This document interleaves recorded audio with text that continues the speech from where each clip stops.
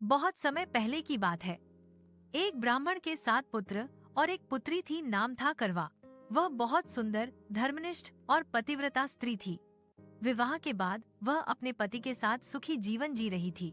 एक बार कार्तिक मास की चतुर्थी आई। उस दिन करवा ने करवा चौथ व्रत रखा।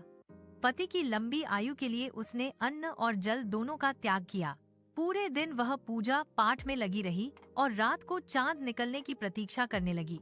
लेकिन उस दिन बादलों की वजह से चांद दिखाई नहीं दे रहा था। करवा भूख और प्यास से व्याकुल हो रही थी। यह देखकर उसकी सातों भाभियां बोलीं, बहू देखो चांद निकल आया है। असल में उन्होंने दीपक को छलनी के पीछे रखकर छल किया ताकि करवा को लगे कि चांद निकल आया है। करवा ने छलनी से देखा, दीपक की लौ को चांद समझ लिया और पति को अर्घ्य देकर जल पी लिया। कुछ ही क्षण बाद उसका पति मूर्छित होकर गिर पड़ा। करवा घबरा गई और रोते हुए बोली, हे माता पार्वती, मैंने क्या अपराध किया? तभी आकाशवाणी हुई, बेटी तूने छल से व्रत तोड़ा है, इसलिए यह संकट आया है।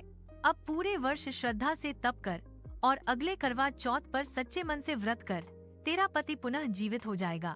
करवा ने पूरे वर्ष भक्ति और तप किया। अगले वर्ष जब करवा चौथ आया, उसने पूरे विधि विधान से व्रत रखा।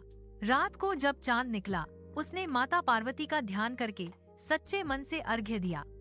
माता पार्वती प्रकट हुईं और बोली, बेटी तेरी श्रद्धा से मैं प्रसन्न हूँ। तेरा पति पुनः जीवन पाएगा और तुम्हारा दाम्पत्य सदा सुखमय रहेगा। माता के आशीर्वाद से करवा का पति जीवित हो गया। तब से यह परंपरा चल पड़ी कि महिलाएं करवा चौथ का व्रत रखकर अपने पति की लंबी आयु की कामना करती हैं।